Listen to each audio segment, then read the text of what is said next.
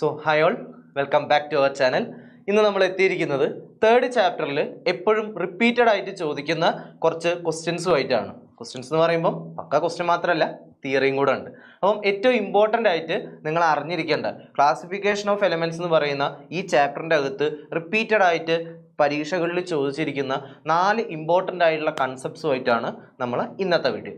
അപ്പം അതിൽ ഇമ്പോർട്ടൻ്റ് ആയിട്ടുള്ള ഒരു ഏരിയ ആണ്, നിങ്ങൾക്കറിയാം, പീരിയോഡിക് പ്രോപ്പർട്ടീസ് ഓഫ് എലമെൻറ്റ്സ് അല്ലേ. എന്താണ് പീരിയോഡിക് പ്രോപ്പർട്ടീസ് എന്നുള്ളത് ഞാൻ പറയാതെ തന്നെ നിങ്ങൾക്ക് അറിയാവുന്ന ഒരു കാര്യമാണ്. എന്താ, റിപ്പീറ്റഡ് ആയിട്ട് അല്ലെങ്കിൽ ക്രമമായിട്ട് ആവർത്തിച്ചു വരുന്ന പ്രോപ്പർട്ടീസിനെയാണ് നമ്മൾ എന്ത് പറയുക, പീരിയോഡിക് പ്രോപ്പർട്ടീസ് എന്ന് പറയുക. അപ്പം ഈ പീരിയോഡിക് പ്രോപ്പർട്ടീസിൽ പരീക്ഷയ്ക്ക് റിപ്പീറ്റഡ് ആയിട്ട് ചോദിക്കുന്ന 4 പ്രോപ്പർട്ടീസുകളുണ്ട്. അത് ഏതൊക്കെയാണ്, ഏതൊക്കെ ടൈപ്പ് ചോദ്യങ്ങളാണ് ആ ഭാഗത്തുനിന്ന് വരുന്നത്, ഇതൊക്കെയാണ് നമ്മൾ എന്ത് ചെയ്യുന്നത് ഇന്നത്തെ വീഡിയോയിലൂടെ നിങ്ങൾക്ക് പറഞ്ഞു തരാൻ പോകുന്നത്. സോ നമുക്ക് സ്റ്റാർട്ട് ചെയ്യാം. ആദ്യത്തത് അറ്റോമിക് റേഡിയസ്. എന്താണ് അറ്റോമിക് റേഡിയസ് എന്ന് ചോദിച്ചാൽ, ഒരു ആറ്റത്തിൻ്റെ ന്യൂക്ലിയസിൻ്റെ സെൻറ്ററിന് ഒരു ആറ്റത്തിൻ്റെ ഏറ്റവും ഔട്ടർമോസ്റ്റ് ഷെല്ലിലേക്കുള്ള ഡിസ്റ്റൻസിനെയാണ് നമ്മൾ എന്ത് പറയുന്നത്, അറ്റോമിക് റേഡിയസ് എന്ന് പറയുന്നത്. അതായത് ഇതാണ് ഒരു ആറ്റം വരച്ചത് എങ്കിൽ ഈ ആറ്റത്തിൻ്റെ സെൻറ്ററിൽ ആരുണ്ട്, ന്യൂക്ലിയസ് ഉണ്ട്. ഇതാണ് ഏറ്റവും ഔട്ടർമോസ്റ്റ് ഷെല്ലിലുള്ള ഇലക്ട്രോൺ എങ്കിൽ ഈ ഡിസ്റ്റൻസിനെയാണ് ഞാൻ എന്ത് വിളിക്കുക, അറ്റോമിക് റേഡിയസ് എന്ന് വിളിക്കുക. ഇനി എങ്ങനെയാണ് ഈ അറ്റോമിക് റേഡിയസ് ഗ്രൂപ്പിലും പീരീഡിലും വേരി ചെയ്യുന്നത്? അപ്പോൾ നമുക്ക് പീരിയോഡിക് ടേബിളിൻ്റെ ഒരു റഫ് സ്കെച്ച് നിങ്ങൾക്ക് നോക്കിയാൽ മനസ്സിലാവും. ഇങ്ങനെയാണ് നമ്മൾ പീരിയോഡിക് ടേബിൾ വരുന്നത് അല്ലേ. ഇവിടെ ആദ്യത്തെ നമ്മൾ 2 ഗ്രൂപ്പ് എലമെൻറ്റ്സ് വരുന്നുണ്ട്.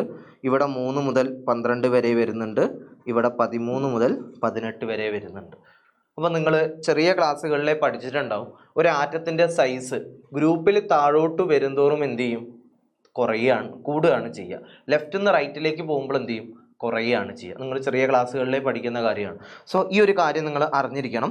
ലെഫ്റ്റിൽ നിന്ന് റൈറ്റിലേക്ക് പോകുന്തോറും എന്ത് ചെയ്യും, ആറ്റത്തിൻ്റെ സൈസ് കുറയും.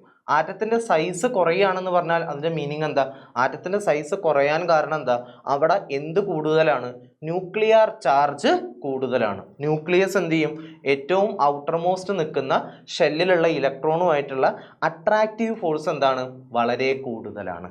ആ അട്രാക്റ്റീവ് ഫോഴ്സ് വളരെ കൂടുതലായതുകൊണ്ടാണ് എന്ത് സംഭവിക്കുന്നത്, ആറ്റത്തിൻ്റെ സൈസ് കുറയുന്നത്. ഷെല്ലുകളുടെ എണ്ണത്തിൽ വലിയൊരു വേരിയേഷൻ, എണ്ണം കൂടുന്നില്ല എന്നുണ്ടെങ്കിൽ കൂടി അവിടെ എന്ത് സംഭവിക്കുന്നുണ്ട്, ന്യൂക്ലിയർ ചാർജ് കൂടുതലാണ്. അതുകൊണ്ടാണ് എന്ത് സംഭവിക്കുന്നത്, ലെഫ്റ്റ് നിന്ന് റൈറ്റിലേക്ക് പോകുമ്പം ആറ്റത്തിൻ്റെ സൈസ് കുറയുന്നത്. ഓക്കെ, അങ്ങനെയാണെങ്കിൽ നിങ്ങൾക്ക് പറയാലോ, ഫസ്റ്റ് ഗ്രൂപ്പിനായിരിക്കും എന്ത് ചെയ്യുക, ഏറ്റവും ലാർജസ്റ്റ് ആയിട്ടുള്ള സൈസ് ഉണ്ടാവുക. 17ാം ഗ്രൂപ്പിലുള്ള എലമെൻസിന് എന്തായിരിക്കും, ഏറ്റവും സ്മോളസ്റ്റ് സൈസാണ് ഉണ്ടാവുക. ഈ കാര്യങ്ങൾ നിങ്ങൾ അറിഞ്ഞിരിക്കുക. ഇനി താഴോട്ട് വരുന്തോറും എന്ത് ചെയ്യും, ആറ്റത്തിൻ്റെ സൈസ് കൂടും. എന്തുകൊണ്ടാണ്, അവിടെ എന്ത് കൂടുന്നുണ്ട്, ആറ്റത്തിൻ്റെ ഷെല്ലുകളുടെ എണ്ണം കൂടുന്നുണ്ട്. അപ്പം നിങ്ങൾ എക്സാമ്പിളായിട്ട് ഇപ്പം ഫസ്റ്റ് ഗ്രൂപ്പ് തന്നെ നിങ്ങൾ എടുത്ത് നോക്ക്. ഫസ്റ്റ് ഗ്രൂപ്പിൽ നിങ്ങൾക്ക് ലിഥിയം ഉണ്ട്, സോഡിയം ഉണ്ട്, പൊട്ടാസ്യം ഉണ്ട് അല്ലേ. ലിഥിയത്തിൻ്റെ അറ്റോമിക് നമ്പർ 3 ആണ്, സോഡിയം 11 ആണ്, പൊട്ടാസ്യം 19 ആണ്. നമ്മൾ ഇലക്ട്രോണിക് കോൺഫിഗറേഷൻ എഴുതുമ്പോൾ തന്നെ നിങ്ങൾക്ക് ആ വ്യത്യാസം കറക്റ്റ് അറിയാൻ പറ്റും അല്ലേ. 2 8 8 1. ഇവിടെ ഒക്കെ നോക്കിക്കുക, നിങ്ങൾ ഈ ഷെല്ലിൻ്റെ എണ്ണം കണ്ടോ, ഇവിടെ 2 എണ്ണമാണ്, ഇവിടെയോ 3, ഇവിടെ എത്രയാ, 4. സോ എന്ത് ചെയ്യുന്നുണ്ട്, ഗ്രൂപ്പിൽ ഏറ്റവും മുകളിൽ നിന്ന് താഴോട്ട് വരുന്തോറും എന്ത് സംഭവിക്കുന്നുണ്ട്, ഷെല്ലുകളുടെ എണ്ണം കൂടി വരുന്നുണ്ട്. സോ ആ ഷെല്ലുകളുടെ എണ്ണം അവിടെ കൂടി വരുന്നത് കൊണ്ട് തന്നെ എന്ത് സംഭവിക്കും, ആറ്റത്തിൻ്റെ സൈസ് എന്ന് പറയുന്നത് കൂടി വരും. ആ ബേസിക് ആയിട്ടുള്ള കൺസെപ്റ്റ് അറിഞ്ഞിരിക്കുക. പിന്നെയോ അതുപോലെ തന്നെ എന്ത് സംഭവിക്കുന്നുണ്ട്, സ്ക്രീനിങ് അല്ലെങ്കിൽ ഷീൽഡിങ് എഫക്റ്റ് ഉണ്ടാവുന്നുണ്ട്. അപ്പം എന്താണ് ഈ സ്ക്രീനിങ് എഫക്റ്റ് എന്ന് പറഞ്ഞാൽ, സ്ക്രീനിങ് എഫക്റ്റ് ഉണ്ടാവാനുള്ള മെയിൻ റീസൺ എന്ന് പറയുന്നത് ആറ്റങ്ങളുടെ ഇടയിൽ നമ്മൾ ഷെല്ലുകൾ എടുത്തു കഴിഞ്ഞാൽ അവിടെ ഇലക്ട്രോണുകളുടെ ഇടയിൽ ഉണ്ടാകുന്ന റിപ്പൾസീവ് ഫോഴ്സ് ആണ് കാരണം. ഇലക്ട്രോൺ റിപ്പൾഷൻ കൂടുമ്പോൾ എന്ത് ചെയ്യും, ന്യൂക്ലിയസിന് ഏറ്റവും അവസാനം നിൽക്കുന്ന ഇലക്ട്രോണിൻ്റെ മേലെ പ്രോപ്പറായിട്ട് എന്തുണ്ടാവില്ല, അട്രാക്റ്റീവ് ഫോഴ്സ് ഉണ്ടാവില്ല. ഇതിനെപ്പോഴും നമ്മൾ പറയാറുള്ള ചെറിയൊരു എക്സാമ്പിൾ ഉണ്ട്. ഇപ്പം നിങ്ങളൊരു ലൈറ്റ് ഇവിടെ കത്തിച്ച് വെച്ചു എന്ന് വിചാരിച്ചോ, ഇവിടെ ഒരാൾ ഒരു ലൈറ്റ് കത്തിച്ച് വെച്ചു എന്ന് വിചാരിച്ചോ. ഓക്കെ, ഈ ലൈറ്റാണെന്ന് വിചാരിച്ചോ. ഇവിടെ കുറച്ച് ആൾക്കാർ ഇരിക്കുന്നുണ്ട്. ഇത് ഫസ്റ്റ് റോയിൽ ഇരിക്കുന്ന ആൾക്കാരാണ്. ഓക്കെ, ഇത് ഫസ്റ്റ് റോയിൽ ഇരിക്കുന്ന ആൾക്കാരാണ്. ഇങ്ങനെ പോയി കുറച്ച് റോസ് ഉണ്ടെന്ന് വിചാരിക്കുക. ഏറ്റവും അവസാനത്തെ റോയിൽ ഇരിക്കുന്ന ആൾക്കാർ ഈ ഫസ്റ്റ് റോയിലിരിക്കുന്ന ആൾക്കാരും തമ്മിൽ ലൈറ്റിൻ്റെ ഇൻറ്റൻസിറ്റിയിൽ എന്തുണ്ടാവും, വ്യത്യാസം ഉണ്ടാവും. കാരണം മുന്നിൽ നിൽക്കുന്ന ആൾക്കാണ്, നിങ്ങൾക്ക് ആലോചിച്ചാൽ തന്നെ മനസ്സിലാവും, മുന്നിൽ നിൽക്കുന്ന ആൾക്കാണ് എന്തുണ്ടാവുക, കൂടുതൽ ലൈറ്റ് കിട്ടുക. അവസാനം നിൽക്കുന്ന ആളിലേക്ക് എന്ത് ചെയ്യും, ലൈറ്റ് ഉണ്ടാവും, പക്ഷെ ആ ഇൻറ്റൻസിറ്റി എന്തായിരിക്കും, വ്യത്യാസമായിരിക്കും. സെയിം കാര്യം തന്നെയാണ് നമ്മൾ എന്ത് ചെയ്യുന്നത്, സ്ക്രീനിങ് അല്ലെങ്കിൽ ഷീൽഡിങ് എഫക്റ്റിലും സംഭവിക്കുന്നത്. ചെറിയ ആറ്റാണോ അവിടെ എന്ത് കൂടുതലായിരിക്കും, ഷീൽഡിങ് എഫക്റ്റ് കൂടുതലായിരിക്കും. ആറ്റം വലുതാണോ, വലിയ സൈസാണോ, അവിടെ എന്തുണ്ടാവും, ഷീൽഡിങ് എഫക്റ്റ് എന്ന് പറയുന്ന സംഭവത്തിന് കാര്യമായിട്ടുള്ള പ്രാധാന്യമുണ്ട്. സോ അതുകൊണ്ടാണ് അവിടെ എന്ത് സംഭവിക്കുന്നത്, ഈ സ്ക്രീനിങ് എഫക്റ്റിൻ്റെ പ്രസൻസും കൂടെ ഉള്ളത് കൊണ്ടാണ് എന്ത് ചെയ്യുന്നത്, നമ്മൾ ഒരു ഗ്രൂപ്പിൽ താഴോട്ട് വരുന്തോറും എന്ത് ചെയ്യുന്നത്, ഈ ഒരു ആറ്റത്തിൻ്റെ സൈസ് കൂടുന്നത്.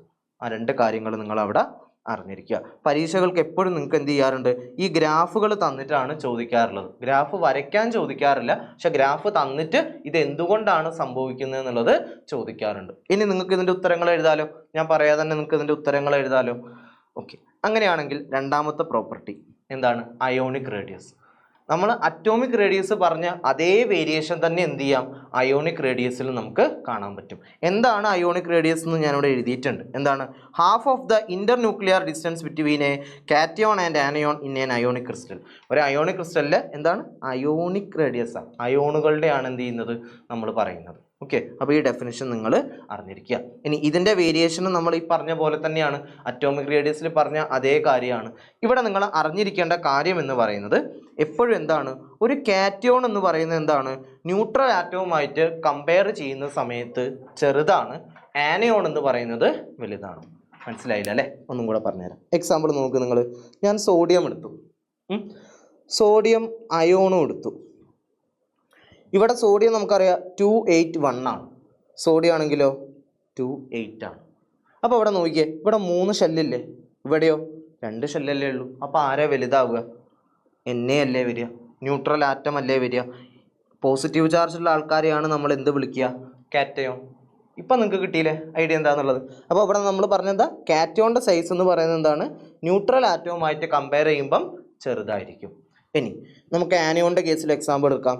Cl കൊടുത്തു, Cl മൈനസ് കൊടുത്തു. Cl നിങ്ങൾക്കറിയാം 287 ആണ്, Cl മൈനസോ 288 ആണ്.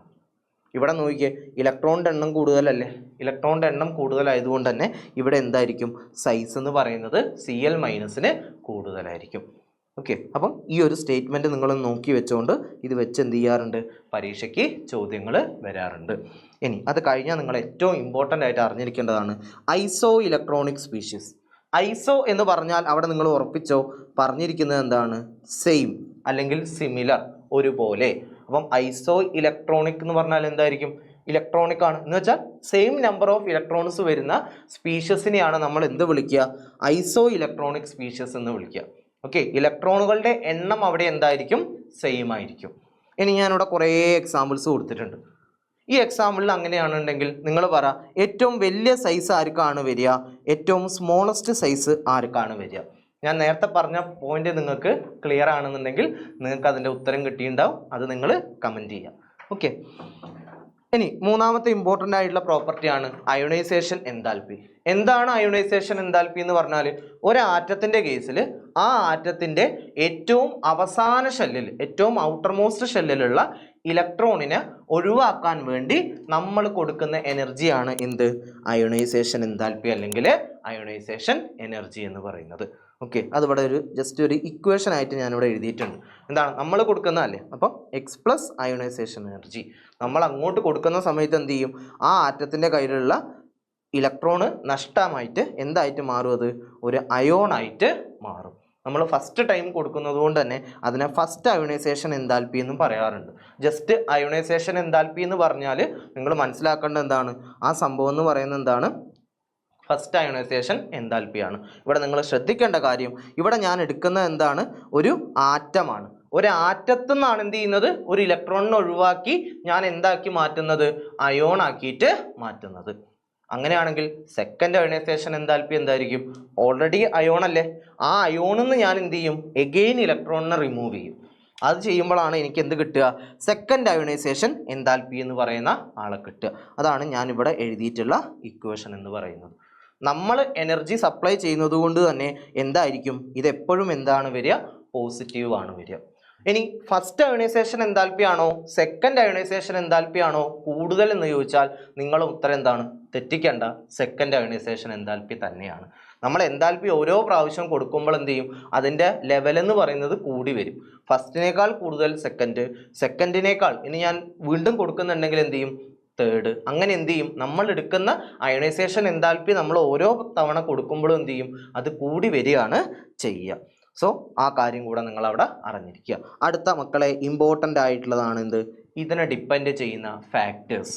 ഫാക്ടേഴ്സ് കാണാതെ പഠിക്കരുത്, മനസ്സിലാക്കി വെക്കുക. ഒന്നാമത്തത് സൈസ്. ആറ്റത്തിൻ്റെ വലിയ സൈസാണ്, ഇതാണ് ഒരു ആറ്റത്തിൻ്റെ സൈസ്. ഒരാറ്റത്തിൻ്റെ സൈസ് ഇതാണ്, ചെറുതാണ്. അപ്പോൾ നിങ്ങൾ ആലോചിച്ച് നോക്കിയേ, വലിയ മാറ്റമാണെന്നുണ്ടെങ്കിൽ എന്താ സംഭവിക്കുക, എനിക്ക് കുറച്ച് എനർജി കൊടുത്താൽ തന്നെ എന്ത് ചെയ്യും, ആ ആറ്റത്തിൽ നിന്ന് എന്ത് ചെയ്യാം, ആ ഇലക്ട്രോണിനെ ഒഴിവാക്കാൻ പറ്റും. കാരണം എന്താ, ന്യൂക്ലിയസും ആ ലാസ്റ്റ് ഇലക്ട്രോണും തമ്മിലുള്ള ഗ്യാപ്പ് അല്ലെങ്കിൽ ആ ഡിസ്റ്റൻസ് എന്ന് പറയുന്നത് എന്താണ്, വളരെ കൂടുതലാണ്. സോ ചെറിയൊരു എനർജി കൊടുത്താൽ തന്നെ എന്ത് ചെയ്യും, ഇലക്ട്രോൺ ഈസി ആയിട്ട് ഒഴിവാകും. ഓക്കെ, അപ്പം സൈസ് കൂടുമ്പോൾ എന്ത് ചെയ്യും, അയണൈസേഷൻ എൻതാൽപ്പി എന്ന് പറയുന്നത് കുറയും. ഇൻവേഴ്സ്ലി പ്രപ്പോർഷണൽ ആണ്. ക്ലിയർ ആണെന്ന് വിചാരിക്കുന്നു. Third, nuclear charge. Nuclear charge വരുമ്പോൾ എന്താ സംഭവിക്കുക, ന്യൂക്ലിയർ ചാർജ് കൂടുതലാണെന്ന് പറഞ്ഞാൽ എന്ത് സംഭവിക്കും, അവിടെ ന്യൂക്ലിയസും ആ ഇലക്ട്രോണും തമ്മിലുള്ള അട്രാക്റ്റീവ് ഫോഴ്സ് എന്താണ്, വളരെ സ്ട്രോങ് ആണ്. അതായത് ന്യൂക്ലിയസ് എന്ത് ചെയ്യൂല, ഇലക്ട്രോണിനെ വിട്ടു തരിക എന്ന് പറഞ്ഞാൽ പിടിച്ചു വെച്ചിരിക്കുക. സോ എന്ത് ചെയ്യേണ്ടി വരും, ഒരു ഇലക്ട്രോണിനെ നമ്മൾ ഒഴിവാക്കണം എന്നുണ്ടെങ്കിൽ കൂടുതൽ എനർജി കൊടുക്കേണ്ടി വരും. സോ എന്താണ്, അയണൈസേഷൻ എൻതാൽപ്പിയും ന്യൂക്ലിയർ ചാർജും ഡയറക്ട്ലി പ്രപ്പോർഷണൽ ആണ്. ക്ലിയർ ആണെന്ന് വിചാരിക്കുന്നു. Third, shielding effect. Shielding effect കൂടുതലാണെന്ന് പറഞ്ഞാൽ, നമ്മൾ നേരത്തെ സൈസിൻ്റെ കേസ് പറഞ്ഞില്ലേ, ഷീൽഡിംഗ് എഫക്റ്റ് കൂടുതലാണെന്ന് പറഞ്ഞാൽ എന്താണ് അതിൻ്റെ മീനിങ്, നമുക്ക് എളുപ്പത്തിൽ എന്ത് ചെയ്യുക, ഇലക്ട്രോണിനെ ഒഴിവാക്കാം. കാരണം എന്താ, ന്യൂക്ലിയസും ആ ലാസ്റ്റ് ഇലക്ട്രോണും തമ്മിലുള്ള അട്രാക്റ്റീവ് ഫോഴ്സ് വീക്കാണ്. അപ്പോൾ കുറച്ച് എനർജി കൊടുത്താൽ തന്നെ എന്ത് ചെയ്യും, എനിക്ക് ഇലക്ട്രോണിനെ ഒഴിവാക്കാൻ പറ്റും. സോ ഷീൽഡിംഗ് എഫക്റ്റും അയണൈസേഷൻ എൻതാൽപ്പി എന്താണ്, ഇൻവേഴ്സ്ലി പ്രപ്പോർഷണൽ ആണ്. ഒന്ന് കൂടുമ്പം മറ്റൊന്ന് കുറയും. ലാസ്റ്റ് വൺ എന്താണ്, presence of half filled or completely filled orbitals. ഒരാറ്റം ഓൾറെഡി ഹാഫ് ഫിൽഡ് ആണ്, അല്ലെങ്കിൽ ഒരു ആറ്റം ഓൾറെഡി ഫുള്ളി ഫിൽഡ് ആണ്, സ്റ്റേബിൾ ആയിട്ട് നിൽക്കുക. അവരും നമ്മളൊരു ഇലക്ട്രോണിനെ പിടിച്ച് ഒഴിവാക്കാൻ നോക്കിയാൽ സമ്മതിക്കോ, ആറ്റം സമ്മതിക്കോ, ഇല്ല.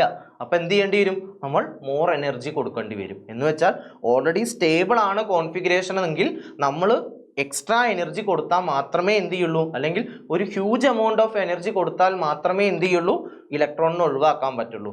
സോ ഓൾറെഡി സ്റ്റേബിൾ ആണെന്നുണ്ടെങ്കിൽ നമ്മൾ എന്ത് ചെയ്യേണ്ടി വരും, കൂടുതൽ എനർജി അവിടെ കൊടുത്താലേ എന്ത് ചെയ്യുള്ളൂ, ആ ആറ്റത്തിൻ്റെ അകത്തു നിന്നും ഇലക്ട്രോണിനെ നമുക്ക് റിമൂവ് ചെയ്യാൻ പറ്റുള്ളൂ. സോ അതും എന്താണ്, ഡയറക്ട്ലി പ്രപ്പോർഷണൽ ആണ്. സോ ഇത്രയും കാര്യങ്ങൾ ഈ ഫാക്ടേഴ്സുമായിട്ട് ബന്ധപ്പെട്ട് നിങ്ങൾ അറിഞ്ഞിരിക്കുക. സോ 4 ഫാക്ടേഴ്സ് ഇമ്പോർട്ടൻ്റ് ആണ്. ഏതൊക്കെയാണെന്ന് പറഞ്ഞത്, ഒന്ന് സൈസ് പറഞ്ഞു, അടുത്തത് ന്യൂക്ലിയർ ചാർജ് പറഞ്ഞു, തേർഡ് വൺ ഏതാണ്, ഷീൽഡിംഗ് എഫക്റ്റ് പറഞ്ഞു, ഫൈനലി നമ്മൾ പറഞ്ഞ ഹാഫ് ഫിൽഡ് അല്ലെങ്കിൽ ഫുള്ളി ഫിൽഡ് ആയിട്ടുള്ള ഓർബിറ്റൽ. ഈ 4 കാര്യങ്ങൾ, ഈ 4 കേസുകൾ അറിഞ്ഞിരിക്കുക. ഇനി എങ്ങനെയാണ് ഗ്രൂപ്പിലും പീരീഡിലും അതിൻ്റെ വേരിയേഷൻ, നിങ്ങൾക്ക് ആറ്റത്തിൻ്റെ സൈസ് അറിയോ, സൈസ് ഗ്രൂപ്പിൽ എങ്ങനെയാണോ പീരീഡിൽ എങ്ങനെയാണോ നിങ്ങൾക്ക് അറിയോ, ഇത് പഠിക്കേണ്ട കാര്യമല്ല. കാരണം അതുമായിട്ട് റിലേറ്റ് ചെയ്ത് തന്നെ എന്ത് ചെയ്യാം, നിങ്ങൾക്കിത് പഠിക്കാൻ പറ്റും. നിങ്ങൾ പറഞ്ഞേ, താഴോട്ട് വരുന്തോറും എന്ത് ചെയ്യും, ആറ്റത്തിൻ്റെ സൈസ് കൂടൂലേ, ആറ്റത്തിൻ്റെ സൈസ് കൂടുകയാണെന്നുണ്ടെങ്കിൽ അവിടെ എന്ത് കുറവായിരിക്കും, മുന്നേ പറഞ്ഞതേ ഉള്ളൂ, എന്ത് കുറവായിരിക്കും, അയണൈസേഷൻ എൻതാൽപ്പി കുറവായിരിക്കും. ഗ്രൂപ്പിൽ കുറയുകയാണെന്നുണ്ടെങ്കിൽ പീരീഡിൽ എന്തായിരിക്കും, കൂടുമായിരിക്കും. പരിപാടി കഴിഞ്ഞു. ഈ ഒരു ഗ്രാഫ് നിങ്ങളൊന്ന് നോട്ട് ചെയ്ത് വെച്ചോട്ടോ. ഇവിടെ നിങ്ങൾക്ക് നോക്കിയാൽ കാണാം, lithium, sodium, potassium, rubidium, caesium, ഇതൊക്കെ ഏതാണ് വരുന്നത്, ഫസ്റ്റ് ഗ്രൂപ്പാണ്. അവരുടെ അയണൈസേഷൻ എൻതാൽപ്പി നോക്കിയേ, ഏറ്റവും കുറവാണ്. ഇനി helium, neon, argon, krypton, Zenon ഏതാണ് ഗ്രൂപ്പ്, നോബിൾ ഗ്യാസാ, 18ാം ഗ്രൂപ്പ് അല്ലേ, ഏറ്റവും സ്റ്റേബിൾ അല്ലേ. അവരുടെ കയ്യിൽ നിന്ന് ഇലക്ട്രോണിന് മാറ്റുക എന്ന് പറയുമ്പോൾ എന്താണ്, ബുദ്ധിമുട്ടാണ്. സോ നമ്മൾ കൂടുതൽ എനർജി അവിടെ കൊടുക്കേണ്ടി വരും. സോ ആ ഒരു കാര്യമാണ് ഇവിടെ പറയുന്നത്. വായിച്ച് നോക്കുക, ഇമ്പോർട്ടൻ്റ് മാർക്ക് ചെയ്ത് വെക്കുക. ഇനി ഗ്രൂപ്പിൽ നമ്മളിപ്പോൾ പറഞ്ഞു, പൊതുവേ നമ്മൾ പറഞ്ഞു എന്ത് സംഭവിക്കണം, അയണൈസേഷൻ എൻതാൽപ്പി എന്ന് പറയുന്നത് എന്ത് ചെയ്യും, താഴോട്ട് വരുന്തോറും എന്ത് ചെയ്യും, ആറ്റത്തിൻ്റെ സൈസ് എന്ന് പറയുന്നത് കൂടുകയാണ്. സോ അവിടെ എന്ത് സംഭവിക്കും, ആ അയണൈസേഷൻ എൻതാൽപ്പി എന്ന് പറയുന്നത് കുറവായിരിക്കും. ഓക്കെ, ആ കാര്യം കൂടെ നിങ്ങൾ അറിഞ്ഞിരിക്കുക. ഇനി ആൽക്കലി മെറ്റൽ നമ്മൾ എടുത്തു കഴിഞ്ഞാൽ, ഫസ്റ്റ് ഗ്രൂപ്പ് എടുത്തു കഴിഞ്ഞാൽ നിങ്ങൾക്കറിയാം ഏതൊക്കെയാണ് വരിക, lithium, sodium, potassium, rubidium, caesium, francium, ഇത്ര ആൾക്കാരാണ് വരിക. ഗ്രൂപ്പിൽ താഴോട്ട് വരുന്തോറും എന്ത് കൂടും, ആറ്റത്തിൻ്റെ സൈസ് കൂടും. സോ എന്തും അവിടെ സംഭവിക്കും, അയണൈസേഷൻ എൻതാൽപ്പി എന്ന് പറയുന്നത് കുറയും. അങ്ങനെയാണെങ്കിൽ ഫസ്റ്റ് ഗ്രൂപ്പിൽ ഏറ്റവും കൂടുതൽ ആർക്കാണ് ഉണ്ടാവുക, ലിത്തിയത്തിനല്ലേ. കാരണം താഴോട്ട് വരുന്തോറും എന്ത് ചെയ്യും, കുറയല്ലേ ചെയ്യുന്നത്. സോ ഏറ്റവും കുറവായിരിക്കും സീസിയം അല്ലെങ്കിൽ ഫ്രാൻസിയത്തിനായിരിക്കും. സോ അതിൻ്റെ ഒരു ഗ്രാഫ് നിങ്ങൾക്ക് ഇവിടെ തന്നിട്ടുണ്ട്, ഇമ്പോർട്ടൻ്റ് ആണ്. ഇനി ഈ ഒരു ഗ്രാഫ് മക്കളെ വളരെ ഇമ്പോർട്ടൻ്റ് ആണ്. ഇതെന്താ സാറ് പറയാതിരിക്കുന്നത് നിങ്ങൾ ആലോചിക്കേണ്ട. ഇവിടെ നമുക്ക് എക്സെപ്ഷൻസ് പഠിക്കാനുണ്ട്. ആരാണ്? ബെരീലിയവും ബോറോണും, അതേപോലെ നൈട്രജനും ഓക്സിജനും. ഇതെപ്പോഴും പരീക്ഷയ്ക്ക് ചോദിക്കുന്നത്. അപ്പോൾ ആ കാര്യം കൂടെ നമുക്ക് പറയാം. എന്താണ്? സെക്കൻഡ് പീരീഡിൽ നമ്മൾ നോക്കിക്കഴിഞ്ഞാൽ first ionisation enthalpy of boron is slightly less than that of beryllium. Why? ഈ ഒരു ഗ്രാഫ് തന്നിട്ട് പരീക്ഷയ്ക്ക് എപ്പോഴും ചോദിക്കുന്ന ചോദ്യം ഈ ഒരു ഗ്രാഫ് തന്നിട്ട് എന്താണ്? First ionisation enthalpy of boron is slightly less than that of beryllium. Why? എന്തുകൊണ്ടാണ്? നിങ്ങൾ നോക്കിയേ, ബോറോണിൻ്റെ നിങ്ങൾക്കറിയാം അറ്റോമിക് നമ്പർ എത്രയാണ് വരുന്നത്? 5 വരുന്നത് അല്ലേ? 1s2 2s2 2p1. ഇനി ബെറിലിയം നോക്കിക്കേ, 4 അല്ലേ? 1s2 2s2. നിങ്ങളിവിടെ നോക്കിയേ, ഇവിടെ എന്താ സംഭവിക്കുക? ബോറോണിൻ്റെ കേസിൽ നിങ്ങളൊന്ന് നോക്കിയേ, ഇതിൽ നിന്ന് ഒരു ഇലക്ട്രോൺ പോയി കഴിഞ്ഞാൽ ആൾ സ്റ്റേബിൾ ആയില്ലേ? 1s2 2s2 ആയില്ലേ? സോ ഫസ്റ്റ് അയണൈസേഷൻ എൻതാൽപ്പി എന്ന് പറയുന്നത് ബോറോണിൻ്റെ കേസിൽ കുറയാനുള്ള കാരണം എന്താ? ഒരു ഇലക്ട്രോണിനെ കളഞ്ഞാൽ ആൾ സ്റ്റേബിളാണ്, ഹാപ്പിയാണ്. സോ അത് എന്ത് ചെയ്യും? എപ്പോഴും ഈ സ്റ്റേബിൾ കോൺഫിഗറേഷൻ കിട്ടാൻ വേണ്ടി മാത്രമേ എന്ത് ചെയ്യുള്ളൂ? ബോറോൺ എപ്പോഴും ശ്രമിക്കുള്ളൂ. ആ ഒരു ഇലക്ട്രോണിനെ കളഞ്ഞാൽ ആൾ ഹാപ്പിയാണ്. ക്ലിയർ ആണല്ലോ? അങ്ങനെയാണെന്നുണ്ടെങ്കിൽ അടുത്ത ചോദ്യം എന്താണ്? First ionisation enthalpy of nitrogen is greater than oxygen. അതെങ്ങനെയാണ് വരുന്നത്? ശരിക്കും നിങ്ങൾ നോക്കിയേ, ഈ ഗ്രാഫിൽ ശരിക്കും എന്ത് സംഭവിക്കണം? ഇവിടെ നോക്കിയേ, beryllium, boron, carbon, nitrogen, oxygen, fluorine, neon, ഇത്ര ആൾക്കാരാണ് സെക്കൻഡിൽ വരേണ്ടത്. ശരിക്കും എന്താ സംഭവിക്കേണ്ടത്? ഈ പറഞ്ഞിരിക്കുന്ന ഓക്സിജനാണ് എന്ത് ചെയ്യേണ്ടത്? കൂടുതൽ വരേണ്ടത്. പക്ഷെ അങ്ങനെ സംഭവിക്കുന്നില്ല. അത് എന്തുകൊണ്ടാണ്? നൈട്രജൻ്റെ ഇത് വളരെ കൂടുതലാവാൻ കാരണം എന്താണെന്ന് വെച്ചാൽ നൈട്രജൻ്റെ കേസിൽ നോക്കിയേ അറ്റോമിക് നമ്പർ 7 ആണ്, ഓക്സിജൻ്റെ ആണെങ്കിലോ 8 ആണ്. എങ്ങനെയാണ് നമ്മൾ എഴുതുക? നൈട്രജൻ്റെ 1s2 2s2 2p3. ഇവിടെ ആകുമ്പോഴോ 1s2 2s2 2p4. ഡൗട്ടില്ലല്ലോ. ഇവിടെ നോക്കിയാൽ നിങ്ങൾ നൈട്രജൻ്റെ കേസിൽ മക്കളെ പിയിൽ മാക്സിമം 6 ഇലക്ട്രോൺ അല്ലേ പോവുക? ഇവിടെ എത്രയാണ് അതിൻ്റെ ഉള്ളത്? 3 അല്ലേ? നേരെ പകുതിയല്ലേ? അപ്പം നൈട്രജൻ്റെ കേസിൽ നൈട്രജൻ എപ്പോഴും എന്ത് ചെയ്യും? ഇങ്ങനെ തന്നെ നിൽക്കാൻ ആൾക്ക് ഇഷ്ടം. കാരണം എന്താ? 2p3 എന്ന് പറയുന്നത് ഏറ്റവും സ്റ്റേബിൾ ആയിട്ടുള്ള കോൺഫിഗറേഷനാണ്. അതിൽ നിന്ന് ആ സ്റ്റേബിൾ ആണെന്നുണ്ടെങ്കിൽ ആൾ ഇലക്ട്രോണിനെ വിട്ട് കളയാൻ നോക്കുമോ? ഇല്ലല്ലോ. പെട്ടെന്ന് തന്നെ എന്ത് ചെയ്യും? അതുപോലെ തന്നെ കണ്ടിന്യൂ ചെയ്യാനല്ലേ വിചാരിക്കുക. സോ അതുകൊണ്ടാണ് നൈട്രജൻ്റെ എന്ത് കൂടുന്നത്? ഫസ്റ്റ് അയണൈസേഷൻ എൻതാൽപ്പി എന്ന് പറയുന്നത് കൂടുതലായിട്ട് വരുന്നത്. സോ ഇത് നല്ലോണം നോട്ട് ചെയ്തുകൊണ്ട് ഈ 2 കാര്യങ്ങളും നിങ്ങൾക്ക് പരീക്ഷയ്ക്ക് എപ്പോഴും റിപ്പീറ്റഡ് ആയിട്ട് ചോദിക്കാറുണ്ട്. ഈ 2 പോയിന്റ്സ് നിങ്ങൾക്ക് ക്ലിയർ ആയി എന്ന് വിചാരിക്കുന്നു. എന്തൊക്കെയാണ് പറഞ്ഞത്? ബോറോണിൻ്റെ ഫസ്റ്റ് അയണൈസേഷൻ എൻതാൽപ്പി കുറയാൻ കാരണം എന്താണ്? അതിൽ നിന്ന് ഒരു ഇലക്ട്രോണിനെ വിട്ടുകൊടുത്താൽ ബോറോൺ ഹാപ്പിയാണ്. സോ ആളെപ്പോഴും എന്ത് ചെയ്യും? വിട്ട് കൊടുക്കാൻ വേണ്ടിയേ നിൽക്കുള്ളൂ. എന്നാൽ ഇവിടെ നേരെ തിരിച്ചാ. നൈട്രജൻ്റെ കേസിൽ എന്താണ്? അയണൈസേഷൻ എൻതാൽപ്പി കൂടുതലാന്ന് പറഞ്ഞാൽ നമ്മൾ കൂടുതൽ എനർജി കൊടുത്താലേ നൈട്രജൻ്റെ കയ്യിലുള്ള ഒരു ഇലക്ട്രോണിനെ നമുക്ക് ഒഴിവാക്കാൻ പറ്റുള്ളൂ. നൈട്രജൻ എപ്പോഴും ഇപ്പോഴുള്ള ഓൾറെഡി എക്സിസ്റ്റ് ചെയ്യുന്ന കണ്ടീഷനിൽ അതുപോലെ തന്നെ ഫോളോ ചെയ്യാനാണ് ആൾക്ക് ഇഷ്ടം. കാരണം എന്താ? ഇവിടെ ഓൾറെഡി അത് സ്റ്റേബിൾ ആണ്. ഓക്കെ, ആ കാര്യം നിങ്ങൾ അറിഞ്ഞിരിക്കുക. അങ്ങനെയാണെന്നുണ്ടെങ്കിൽ ഈ ചോദ്യങ്ങളുടെ ഉത്തരം നിങ്ങൾ എനിക്ക് പറഞ്ഞു തരും. കമൻറ്റ് ബോക്സിൽ നിങ്ങൾ എന്ത് ചെയ്യുക? കറക്റ്റായിട്ട് കമൻറ്റ് ചെയ്യുക. ഈ 3 എണ്ണത്തിൻ്റെ ഉത്തരവും നിങ്ങൾ എനിക്ക് പറഞ്ഞു തരും. ഇത് PYQ ആണ്. നിങ്ങൾ എന്ത് ചെയ്യുക? കറക്റ്റായിട്ട് കമൻറ്റ് ചെയ്യുക. കറക്റ്റായിട്ട് കമൻറ്റ് ചെയ്യുന്ന ആളത് ഞാൻ പിൻ ചെയ്ത് വെക്കുന്നതായിരിക്കും. ഓക്കെ, അത് നിങ്ങൾക്ക് ഹോംവർക്കാണ്. Last one, electron gain enthalpy. ഇലക്ട്രോണിനെ ഗെയിൻ ചെയ്യുകയാണ് അല്ലേ? ഇലക്ട്രോണിനെ നമ്മൾ ഒരു ആറ്റം വാങ്ങുന്ന സമയത്ത് അവിടെ ഉണ്ടാകുന്ന എനർജി ചേഞ്ചിനെയാണ് എന്ത് പറയുന്നത്? ഇലക്ട്രോൺ ഗെയിൻ എൻതാൽപ്പി എന്ന് പറയുന്നത്. ഓക്കെ, ഇതിൻ്റെ യൂണിറ്റ് kJ/mol ആണ്. ഇനി ഇവിടെ നിങ്ങൾ ശ്രദ്ധിക്കേണ്ട കാര്യം, നോബിൾ ഗ്യാസിൻ്റെ കേസിൽ ഇത് എപ്പോഴും എന്തായിരിക്കും? പോസിറ്റീവ് ആയിരിക്കും. എന്തുകൊണ്ടാണ്? നോബിൾ ഗ്യാസിൻ്റെ കേസിൽ മാത്രമേ ഇത് പോസിറ്റീവ് വരുന്നുള്ളൂ. കാരണം നോബിൾ ഗ്യാസ് എന്താണ്? ഓൾറെഡി സ്റ്റേബിൾ ആണ്. പിന്നെ അയാൾ എന്ത് ചെയ്യൂല? ഇലക്ട്രോണിനെ വാങ്ങേണ്ട ആവശ്യമുണ്ടോ? ഓൾറെഡി സ്റ്റേബിൾ അല്ലേ? അപ്പം നോബിൾ ഗ്യാസിൻ്റെ കേസിൽ മാത്രമേ എന്ത് ചെയ്യുള്ളൂ? ഇത് പോസിറ്റീവ് വാല്യൂ വരുന്നുള്ളൂ. ബാക്കിയുള്ള ഏത് നോക്കിക്കഴിഞ്ഞാലും നമുക്ക് നെഗറ്റീവ് വാല്യൂസേ കാണാൻ പറ്റുള്ളൂ. ആ കാര്യം നിങ്ങൾ അറിഞ്ഞിരിക്കുക. ഇനി നേരത്തെ നമ്മൾ പറഞ്ഞ പോലെ തന്നെ ഇവിടെ ഇലക്ട്രോൺ ഗെയിൻ എൻതാൽപ്പിനെയും ഡിപ്പെൻഡ് ചെയ്യുന്ന ഫാക്ടേഴ്സ് ഞാൻ കൊടുത്തിട്ടുണ്ട്. നേരത്തെ പറഞ്ഞ അയണൈസേഷൻ എൻതാൽപ്പി നിങ്ങൾക്ക് ക്ലിയർ ആണെന്നുണ്ടെങ്കിൽ ഇത് ഞാൻ പറഞ്ഞു തരേണ്ട പോലും കാര്യമില്ല. നോക്കിക്കേ, ഫസ്റ്റ് ആറ്റത്തിൻ്റെ സൈസ് കൂടുതലാണ്. ആറ്റത്തിൻ്റെ സൈസ് കൂടുതലാണെന്നുണ്ടെങ്കിൽ അതിലെന്താ സംഭവിക്കുക, കുറച്ച് എനർജി കൊടുത്താൽ തന്നെ എന്ത് ചെയ്യാം, അത് നമുക്ക് പെട്ടെന്ന് തന്നെ എന്ത് ചെയ്യാം, അവിടെ ഇലക്ട്രോണിനെ ആഡ് ചെയ്യാൻ. അപ്പോൾ ഇലക്ട്രോൺ ഗെയിൻ എൻതാൽപ്പി എന്ന് പറഞ്ഞാൽ എന്താ, ഇലക്ട്രോണിനെ ആഡ് ചെയ്യാൻ നമ്മൾ കൊടുക്കുന്ന എനർജിയാണ്. ഓക്കെ, അങ്ങനെ വരുന്ന സമയത്ത് അവിടെ ഉണ്ടാവുന്ന എനർജിയാണ് എന്ത്, ഇലക്ട്രോൺ ഗെയിൻ എൻതാൽപ്പി എന്ന് പറയുന്നത്. അപ്പോൾ അവിടെ നോക്കിയേ, ആറ്റത്തിൻ്റെ സൈസ് കൂടുതലാണെന്നുണ്ടെങ്കിൽ അതെന്തായിരിക്കും, ലെസ് നെഗറ്റീവ് ആയിരിക്കും. ഇനി ന്യൂക്ലിയർ ചാർജ് കൂടുതലാണെന്നുണ്ടെങ്കിൽ എന്തായിരിക്കും, അവിടെ electron gain enthalpy more negative ആയിരിക്കും. ഷീൽഡിംഗ് എഫക്റ്റ് കൂടുതലാണെന്നുണ്ടെങ്കിൽ ഇവിടെ നോക്കി, അറ്റോമിക് സൈസ് പറഞ്ഞ അതേപോലെ തന്നെയാണ് എന്ത് സംഭവിക്കുന്നത്, ഷീൽഡിംഗ് എഫക്റ്റിൻ്റെ കേസിലും വരുന്നത്. ഇനി ഹാഫ് ഫിൽഡ് അല്ലെങ്കിൽ കംപ്ലീറ്റ്ലി ഫിൽഡ് ആണെങ്കിലും എന്ത് സംഭവിക്കും, ഇവിടെ ലെസ് നെഗറ്റീവ് ആയിരിക്കും. സോ ഇത് ഞാൻ പറയാതെ തന്നെ നിങ്ങൾക്ക് ഐഡിയ കിട്ടിയിട്ടുണ്ടാവും എന്ന് വിചാരിക്കുന്നു. ഇനി ഇതിൻ്റെ വേരിയേഷൻ നമ്മൾ പറഞ്ഞ പോലെ തന്നെയാണ്. ലെഫ്റ്റിൽ നിന്ന് റൈറ്റിലേക്ക് പോകുമ്പോൾ എന്താണ്, ആറ്റത്തിൻ്റെ സൈസ് കുറയുക ചെയ്യുന്നത്. ആറ്റത്തിൻ്റെ സൈസ് കുറയുക എന്ന് പറഞ്ഞാൽ അത് മോർ നെഗറ്റീവ് ആവുക. അപ്പോൾ നിങ്ങൾ മോർ നെഗറ്റീവ് എന്ന് പറഞ്ഞാൽ കൺഫ്യൂസ്ഡ് ആവരുത്. മോർ നെഗറ്റീവ് എന്ന് പറഞ്ഞാൽ അതിൻ്റെ മീനിങ് എന്താ, ഇലക്ട്രോണിനെ പെട്ടെന്ന് ആഡ് ചെയ്യാം. ഓക്കെ, ഇലക്ട്രോണിനെ പെട്ടെന്ന് നമുക്ക് ആഡ് ചെയ്യാൻ പറ്റുന്നതാണ് മോർ നെഗറ്റീവ് എന്ന് പറഞ്ഞാൽ. അപ്പം മോർ നെഗറ്റീവ് ആണെന്ന് പറഞ്ഞാൽ ആ ആറ്റങ്ങൾക്ക് അല്ലെങ്കിൽ ആ എലമെൻസിനൊക്കെ എന്ത് വേണം, ഇലക്ട്രോണിനെ വേണം. അപ്പോൾ അത് മോർ നെഗറ്റീവ് ആണെന്നാൽ കൂടുതൽ എളുപ്പത്തിൽ എന്ത് ചെയ്യാം, നമുക്ക് ഇലക്ട്രോണിനെ ആഡ് ചെയ്യാൻ പറ്റും. ആ കാര്യമാണ് നിങ്ങളുടെ മനസ്സിൽ വരേണ്ടത്. ഗ്രൂപ്പിലാണെന്നുണ്ടെങ്കിലോ അത് ലെസ് നെഗറ്റീവ് ആയിരിക്കും. അപ്പം അതിൻ്റെ റീസൺസും ഇവിടെ ഓൾറെഡി പറഞ്ഞിട്ടുണ്ട്. എന്താണ്, സൈസിൻ്റെയും അതേപോലെ തന്നെ ഈ ഷീൽഡിംഗ് എഫക്റ്റിൻ്റെയും പ്രത്യേകതയാണ് അതിന് കാരണം. ഇനി ഇവിടെ നിങ്ങൾക്ക് ചോദിക്കുന്ന ഒരു ചോദ്യം, ഫ്ലൂറിൻ്റെയും ക്ലോറിൻ്റെയും സൈസ്. നിങ്ങൾക്കറിയാം, നമ്മൾ 17th ഗ്രൂപ്പ് എടുത്തു കഴിഞ്ഞാൽ fluorine, chlorine, bromine, iodine, astatine ഇത്ര ആൾക്കാരാണ് വരുന്നത്. ഇവിടെ ശരിക്കും എന്താ സംഭവിക്കേണ്ടത്, താഴോട്ട് വരുന്തോറും എന്ത് ചെയ്യും, സൈസ് കൂടും അല്ലേ. ഇവിടെ നമ്മൾ പറയുന്ന ഒരു കാര്യമുണ്ട്, ഫ്ലൂറിനിലേക്ക് ഒരു ഇലക്ട്രോണിനെ ആഡ് ചെയ്യുന്നതിനേക്കാൾ എളുപ്പം ക്ലോറിനിലേക്കാണ്. എന്താ പറഞ്ഞത്, ഫ്ലൂറിനിൽ ഒരു ഇലക്ട്രോൺ ഞാൻ ആഡ് ചെയ്യുകയാണ്. അപ്പോൾ ഫ്ലൂറിനിലേക്ക് ആഡ് ചെയ്യുന്നതിലാണോ എളുപ്പം അതോ ക്ലോറിനിലേക്ക് ആഡ് ചെയ്യുന്നതാണോ എളുപ്പം എന്ന് ചോദിച്ചാൽ ഉത്തരം ക്ലോറിനാണ്. എന്തുകൊണ്ടാന്ന് വെച്ചാൽ ഫ്ലൂറിൻ നിങ്ങൾ നോക്കിയേ, അറ്റോമിക് നമ്പർ 9 അല്ലടാ, 9 എങ്ങനെ എഴുതുക, 27. ക്ലോറിൻ ആണെങ്കിലോ അറ്റോമിക് നമ്പർ 17 ആണ്. അപ്പോൾ എങ്ങനെ എഴുതുക, 287. ഇവിടെ നിങ്ങൾ നോക്കിക്കേ, 2 ഓർബിറ്റൽ അല്ലേ ഉള്ളൂ, ഇവിടെയോ 3 ഓർബിറ്റൽ ഉണ്ട്.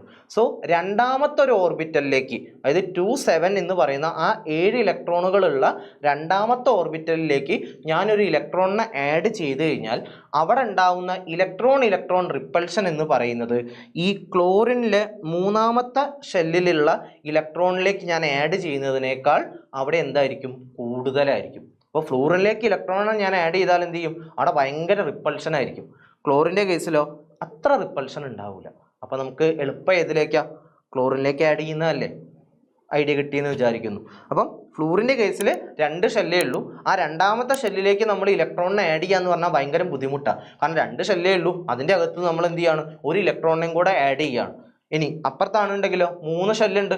സോ ആ 3ാമത്തെ ഷെല്ലിലേക്ക് ഇലക്ട്രോണിനെ ആഡ് ചെയ്യുമ്പം റിപ്പൾഷൻ ഉണ്ടാവും, പക്ഷെ എന്താണ്, ഫ്ലൂറിനെ അപേക്ഷിച്ച് കുറച്ച് കുറവായിരിക്കും. ഇതേ കേസ് തന്നെയാണ് നമ്മൾ ഓക്സിജൻ്റെയും സൾഫറിൻ്റെയും കേസിൽ വരുന്നത്. ഓക്സിജൻ എന്ന് പറഞ്ഞാൽ നിങ്ങൾക്കറിയാം, അറ്റോമിക് നമ്പർ എന്ന് പറയുന്നത് 8 ആണ്. 8 എങ്ങനെ എഴുതാം, 26.